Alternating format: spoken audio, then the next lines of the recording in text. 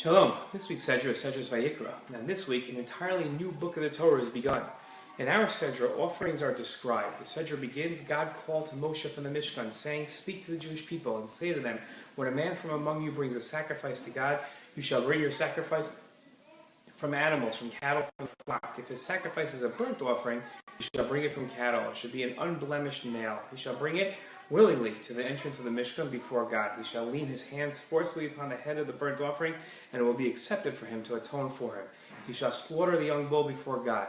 Aaron's descendants, the Kohanim, shall bring the blood and dash the blood upon the altar, around the altar which is at the entrance of the Mishkan." The Ramban noticed something peculiar about how the psukim that describe the offerings were written. Whenever God discusses those who perform the service in the Beis HaMikdash, he discusses them in plural. The Ramban explained that this is more than just a grammatical phenomenon. Rather, God was demonstrating that when it was time for the service in the Beit HaMikdash, many Kohanim would gather together. The Ramban wrote that the many Kohanim performing the service together fulfilled a special idea stated by King Solomon in Proverbs.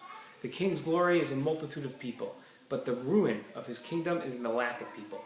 King Solomon wrote that with more people serving God, God's glory is magnified. This principle is applicable to many different situations in Halacha.